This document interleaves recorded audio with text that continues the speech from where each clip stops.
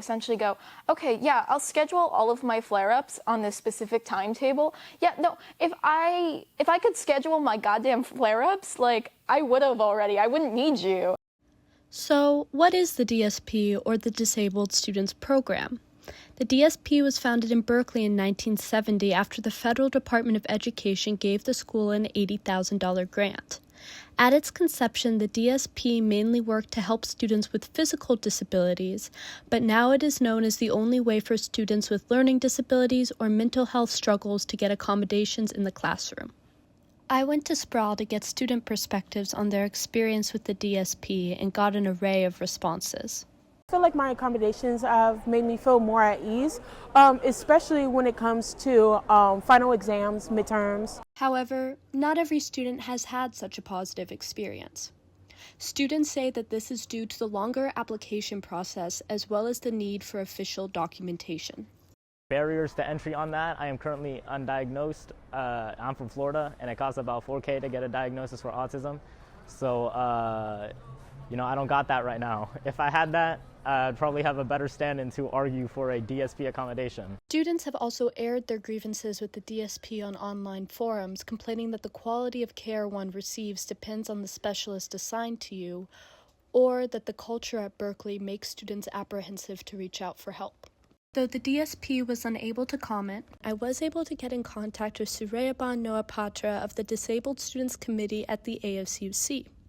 He says that in his opinion, the goal of the DSP is to remove access barriers that students with disabilities have in their education and studies at Berkeley. He also notes that it does sometimes take longer to communicate with DSP staff because of possible staff shortages, though the new executive director of the DSP has launched initiatives to target staff retention in order to mitigate this problem. However, the DSP isn't the only program at Berkeley dedicated to helping students with disabilities.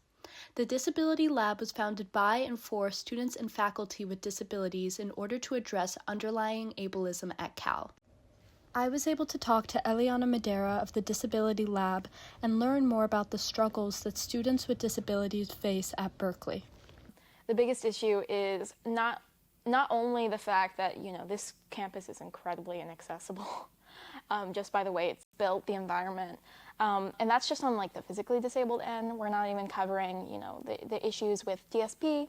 The way it's intrinsically structured is if you are disabled and you need a month off or you need a year off because of surgeries or unexpected things, they generally, and this is not just a Berkeley problem, this is a general university problem, they generally punish that. At the end of the day, the DSP is still the only way that students with disabilities can get official accommodations in the classroom, and thus it remains incredibly important. However, we must continue to ask ourselves how Berkeley can improve on these pre-existing programs and what new solutions it can come up with to combat ableism at the university. This has been Lily Grodzins for CalTV News.